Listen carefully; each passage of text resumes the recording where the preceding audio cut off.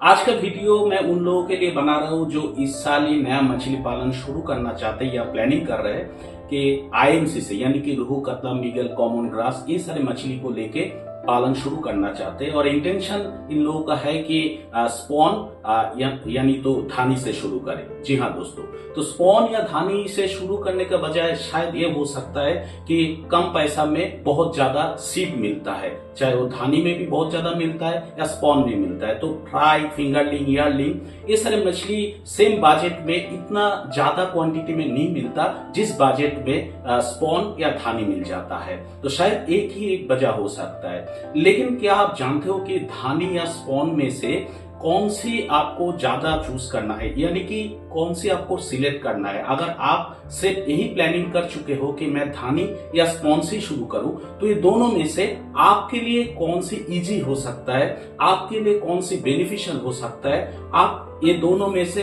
कौन सी फार्मिंग में ज्यादा बेनिफिट, ज्यादा मुनाफा ले सकते हो। अगर आप फर्स्ट टाइम हो, आपके पास प्रीवियस कोई एक्सपीरियंस है नहीं, तो ये वीडियो देखना आपके लिए बहुत जरूरत है, क्योंकि बहुत सारे फिश फार्मर शुरुआत में ही फेल्ड हो जाता है और गिव अप कर देते हैं और मछली पालन को ऐसे लगता है उन लोगों के पास कि मछली पालन में बेकार है, कोई मुनाफा, कुछ पैसे नहीं आते। नमस्कार साथियों, मैं शिवाजी, वेलकम टू बांग्ला कृषि खामार। जैसे आप लोग जानते हो, सालों से हम सभी प्रकार का मछली बीज ऑल ओवर इंडिया सप्लाई करते हैं और मीठा पानी झींगा का सीड भी हमारे पास मिल जाता है। अगर जरूरत पड़े तो मेरा नंबर स्क्रीन पे दिया हुआ है या कांटेक्ट कर सकते हो, डिस्क्रिप्शन बॉक्स देखते। हम लोग वेस्ट बंगाल, कोलकाता से ऑल ओवर इंडिया सप्लाई करते हैं। शुरुआत में मैंने बताया कि बहुत सारे किसान साथी है जो उसका दिमाग में है कि हम लोग स्पॉन या धानी से शुरू करें। सबसे पहले जानते हैं स्पॉन को हम लोग किसको हम स्पॉन बोलते हैं। स्पॉन इन जनरल 3 दिन का बच्चा यानी कि 4 दिन के अंदर आपके पास डिलीवरी होता है। 4 दिन से डिलीवरी शुरू हो जाता है। और इसको कुछ लोग जो जीरा भी बोलते हैं। जीरा क्यों बोलते हैं? क्योंकि जीरा खाने वाला जो जीरा होता है उस जैसा साइज होता है, इसीलिए इसको जीरा बोला जाता है। धानी इन जनरल इंग्लिश में जिसको आर्ली फ्राई बोलते हैं, हाफ इंची साइज, उंगली का जो एक गांठ होता है, गांठ जैसा साइज, ऐसे साइज को इन जनरल धानी बोला जाता है। इंग्लिश में जिसको आर्ली फ्राई बोलता है। तो हमारा जो आज का वीडियो का विषय है दोनों के ऊपर ही है। सबसे पहले है सर्वाइवबिलिटी। जी हाँ, देखिए स्पॉन यानी कि जो जीरा है, जीरा से 40 to 50% ज्यादा सर्वाइवल रेट है, यानी कि बचने का जो टेनेसिटी है वो ज्यादा है धानी में। जी हाँ, तो ये बात सबसे पहला बात है सर्वाइवबिलिटी। स्पॉन के क्षेत्र में देखा गया कि सर्वाइवबिलिटी 30 to 40% कम होता है धानी से, यानी कि धानी ज्यादा सर्वाइव करते हैं इस मामले में, अगर आप बिल्कुल नया हो तो। सेकेंड पॉइंट मैं बोलना चाहूंगा कि नर्सरी पॉन्ड के बारे में। जी हाँ दोस्तों, देखिए अगर आप स्पॉन फार्मिंग कर रहे हो, चाहे आपका छोटा तालाब हो या बड़ा तालाब हो या आप डैम कल्चर कर रहे हो, तो धानी में स्पॉन में देखा गया तो यानी कि जीरा में आपको मैंडेटरी है कि आपको नर्सरी तालाब रखना ही है, नहीं तो स्पॉन का सर्वाइवबिलिटी और भी गिर जाएगा और भी कम हो जाएगा।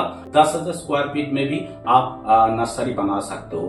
तो जितना छोटा छोटा करके डिवाइडेड करके नर्सरी होगा उतना ही आपको सुविधा है। इसका मतलब ये नहीं कि हापा बना के कीजिए, नहीं, हापा मत बनाइएगा। नीचे में मिट्टी होना चाहिए, ऑक्सीजन डेफिसिट के ऊपर ज्यादा ध्यान देना है। तो लेकिन जो हमारा धानी साइज है, धानी साइज में अगर आप डायरेक्ट भी तालाब में डालेंगे तो भी कोई दिक्कत नहीं है। जिसके आपके पास अगर बड़ा साइज आप 100 एकड़ 50 एकड़ लेके डैम जैसा फार्म है, ड्राम जैसा आपका तालाब है, तो इसके लिए आप धानी डायरेक्ट डाल सकते हो। जी हाँ, इसमें क्या होगा, इसमें जो सर्वाइवबिलिटी रेट तो थोड़ा कम बहुत होगा, लेकिन ग्रोथ में थोड़ा अंतर होगा। बाकी ये मैंडेटरी नहीं है, अगर कर सकते हैं तो ग्रोथ जल्दी हो जाएगा धानी में, अगर नहीं कर पाएंगे तो भी मैंडेटरी बात नहीं है कि आपको नर्सरी करना ही है। अगर आप कर पाएंगे तो सबसे बेटर है। लेकिन स्पॉन के क्षेत्र में नर्सरी पॉन्ड 100% मैंडेटरी होना बहुत ही जरूरत है। नहीं तो आपका तालाब में जो तालाब है उस तालाब में साइड में एक छोटा सा गार्डवाल देके, यानी कि जो हमारा नेट वगैरह करके आपको छोटा जैसा नर्सरी बनाना है और इंश्योर करना है कि आपका वहां पर ऑक्सीजन का डेफिसिट ना हो, क्योंकि जगह छोटा हो रहा है, ऑक्सीजन डेफिसिट होने का चांसेस बहुत ज्यादा होता है। और स्पॉन में ऑक्सीजन डेफिसिट एक डेंजरस है, ठीक है। तो आपको एक रात में ही सब कुछ खत्म कर सकता है। तो ये बात ध्यान में रखिएगा जो नया है। उसके बाद मैं बोलना चाहूंगा, जब भी हाई टेम्परेचर जो भी हो जाता है स्पॉन के क्षेत्र में, बहुत हाई टेम्परेचर में ना स्पॉन बहुत मर जाता है। जी हाँ दोस्तों, ये बात ध्यान में रखिएगा। हाई टेम्परेचर मतलब आपका स्पॉन के लिए अच्छा नहीं है। बहुत ज्यादा बारिश हो रहा है, ठीक है, सुबह से लेके बहुत ज्यादा क्षेत्र में बारिश हो रहा है, तो ये भी आपका स्पॉन के लिए ठीक नहीं है। धानी के ऊपर टेम्परेचर थोड़ा बहुत इफेक्ट करता है, लेकिन बहुत ज्यादा बारिश ये ज्यादा इफेक्ट नहीं करते। Mortality 10 to 20% maximum. अगर बहुत खराब सिचुएशन हो गया तो हो सकता है धानी में, लेकिन स्पॉन में देखा गया तो ये भी हो सकता है कि आपके पास एक भी ना बचे। तो ध्यान में रखिएगा, अगर आप नया हो, मेंटेन करने के लिए आपके पास कोई अलग सा चारा नहीं है, आपका पॉन्ड ठीक तरीके से पीपीआर ना हो, तो ये प्रॉब्लम हो सकता है। और हाई टेम्परेचर और हाई आपका बारिश यानी कि हेवी रेन बहुत ही खतरनाक होता है स्पॉन के मामले में।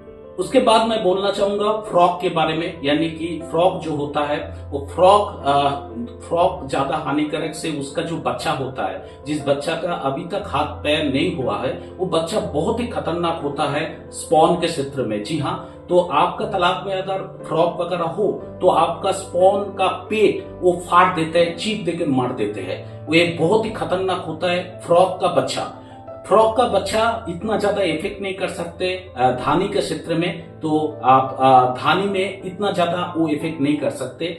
जंगली मछली जो होता है वो दोनों में ही इफेक्ट कर सकता है, स्पॉन में भी धानी में भी। लेकिन फ्रॉग का जो बच्चा होता है वो 1-2 दिन में बच्चा इतना हो जाता है, तो आपका धानी के स्पॉन के लिए बहुत ही खतरनाक होता है, पेट फाड़ देते स्पॉन मर जाता है। तो ये बात ध्यान में रखिएगा। मोटा मोटी मैं 4-5 पॉइंट यहाँ पर बातचीत किया, जो 4-5 पॉइंट मेरे को लगता है बहुत ही डेंजरस है।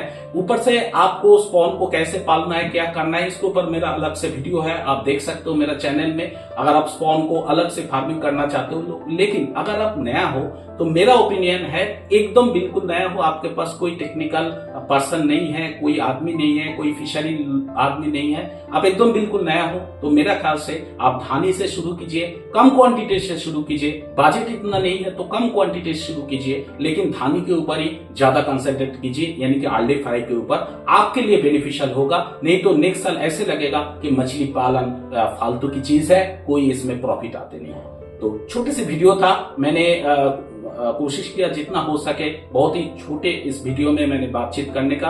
आपके मन में भी कोई क्वेश्चन रहे तो कमेंट बॉक्स में जरूर लिखिए। मेरा लाइव प्रोग्राम को ज्वाइन कीजिए, फ्री प्रोग्राम है, आसानी से ज्वाइन कर सकते हो। चैनल को अच्छे लगे तो सब्सक्राइब जरूर कर देना, वीडियो को शेयर जरूर कीजिएगा, क्योंकि बहुत सारे किसान भाई जो नया मछली पालन में आना चाहते हैं उसके लिए बहुत ही जरूरत है। आज के लिए इतना ही, चलते हैं, सब अच्छे रहिए, सुस्त रहिए, नमस्कार।